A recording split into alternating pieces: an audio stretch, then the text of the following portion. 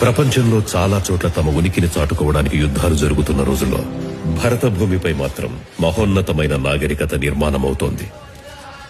ఇక్కడ అన్ని మతాల వారు ఒకే కుటుంబంలా ఉండేవారు. కానీ ఈ పవిత్ర భూమిపై ఆక్రమణదారుల కన్నుపడింది. 16వ శతాబ్దంలో పానిపట్ యుద్ధంలో గెలిచి ఢిల్లీ కోటపై ముఘల్ సుల్తాన్ల జెండా రెపరెపలాడింది. ఆ సమయంలో ఎందరో రాజులు కొన ఊపిరితో కొట్టుమిట్టాడుతున్న తమ రాజ్యాన్ని కాపాడుకోవడంలో నిమగ్నమయ్యారు. అప్పటి నుండి మరో 100 సంవత్సరాల వరకు భరత భూమిపై ముఘల్ సుల్తాన్ల అక్రమాలను ఏ రాజు అరికట్టలేకపోయాడు. 17వ శతాబ్దంలో మొఘలాయిల్లోనే అత్యంత క్రూరుడు కఠినాత్ముడు అయిన ఔరంగజేబ్ సింహాసనాన్ని అధిష్ఠించాడు. నిరంకుశ పాలనకది పరాకాష్ట. ఈ భూమిపై అన్యాయం అధర్మం విజృంభించిన ప్రతిసారి ఈ భూమాతను కాపాడడానికి ఓ మహాపురుషుడు అవతరిస్తాడు. మళ్లీ అలాంటి సమయం వచ్చింది.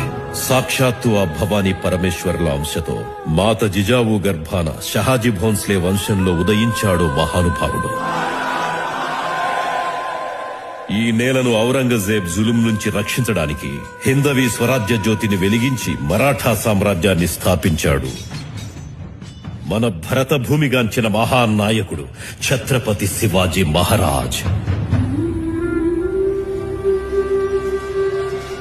ఆయన యుద్ధం అన్యాయం అధర్మం మీదే కాని ఇతరుల ధర్మం మీద పరమతాల మీద కానే కాదు. దినదినాభివృద్ధి చెందుతూ విస్తరిస్తున్న మరాఠా సామ్రాజ్యం మీద ఔరంగజేబ్ పలుమార్లు దండయాత్ర జరిపినా సరే ఓటమిని రుచి చూశాడు.